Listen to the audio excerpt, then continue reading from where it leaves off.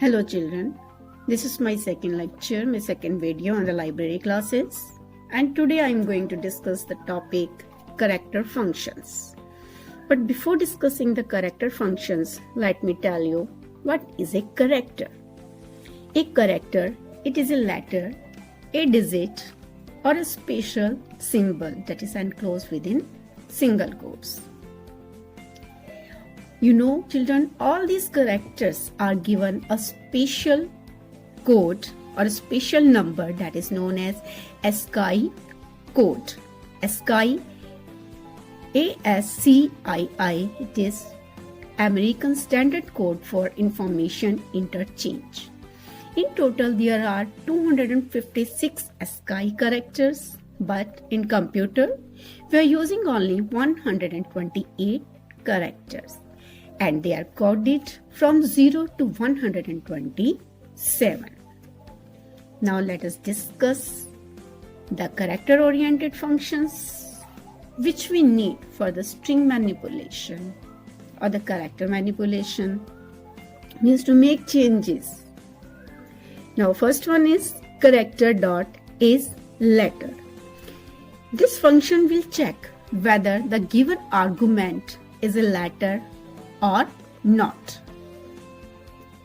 Its return data type is Boolean, means it will always results either in true or in false.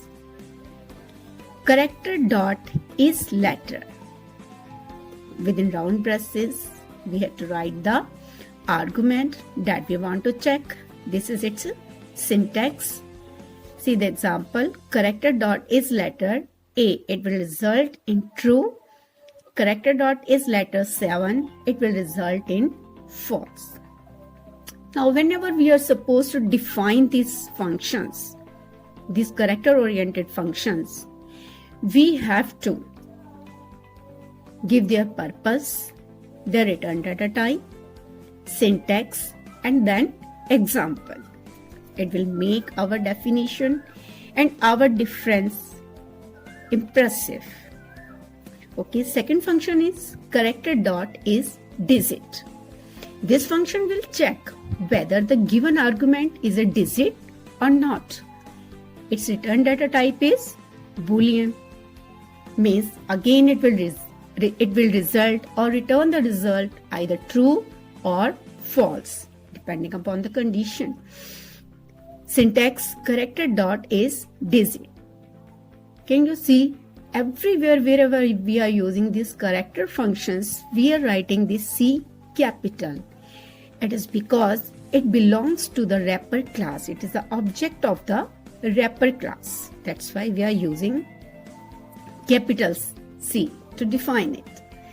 Character.isLetter or digit. It will return true if the given argument is either a letter or digit, otherwise false. Okay, its syntax character.isLetter or O capital, digit D capital. Then within round braces you are supposed to write the argument. So this here A and 7, these are the arguments. Character.isLetter or digit, here it is letter, so it will result in true. Here it is 7. Again, it is a digit. Again, it will return true. Means in both the cases, it will return true because it has to check either it is a letter or a digit. Clear? Okay, next one is character.isWhite space. You know what is white space? It is the blank space. Okay. This function is used to check for an existing blank. If there is any blank, if it is a blank or not. Its return data type is Boolean. Syntax character.isWhite space. Then within round braces we have to give the argument. First example, see, character.isWhite space A. Now it is not a white space, it is a letter, so it will result in false. Character.isWhite space 7, again there is no space. Instead of that, digit is there, so it will result in false. But If character dot is white space blank is given, then it will return true because it is really blank space. So it will return true. I think it is clear to you.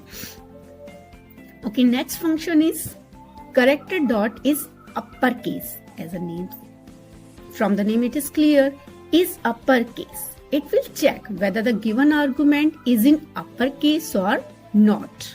Means if it is in capital letters or not. Again, return data type is Boolean. Syntax, character dot is uppercase. Round braces. Within round braces, we have to write the argument. Now I think you are getting what is the argument. No confusion now. See the example. Character dot is uppercase A.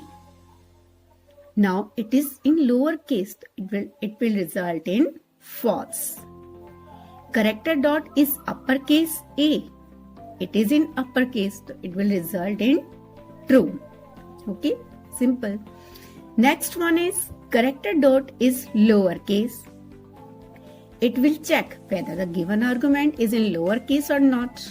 Its return data type is Boolean. Syntax, character dot is lowercase, round braces. Example, see the example. Character dot is lowercase small a.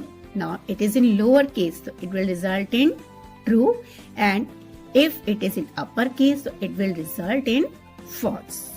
Clear? Okay.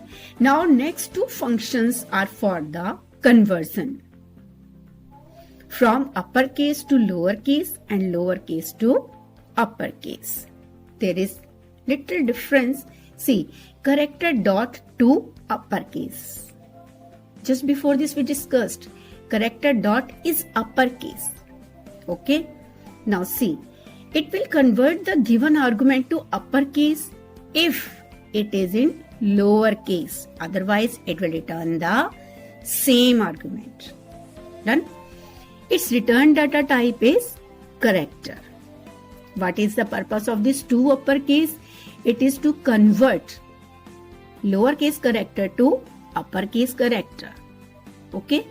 If there is any other argument instead of these cases, then it will return the same. Suppose special character is there, blank space is there, then it will result in same. But if it is in lowercase, then it will result in uppercase.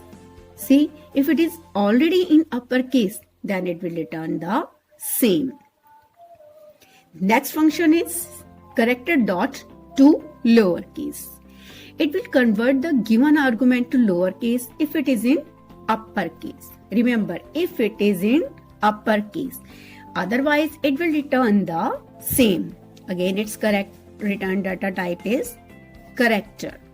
Only if it is converting, then its return data type is character. Otherwise, it is going to return the same. Character dot to lowercase, round braces. Within these round braces, you know now what you have to write? The argument. See the example, character dot to lowercase, asterisk sign. Now asterisk sign, it is a special symbol. Means it is not in any case. It will result in same asterisk sign. No change will be there. Okay. Then next, character dot to lowercase capital A. Now it is in uppercase. Naturally, it will convert it into lowercase character.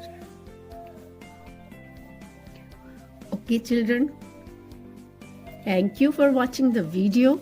And in my next video, I will tell you the conversion from primitive data types to string data type and string data type to primitive data type. Bye.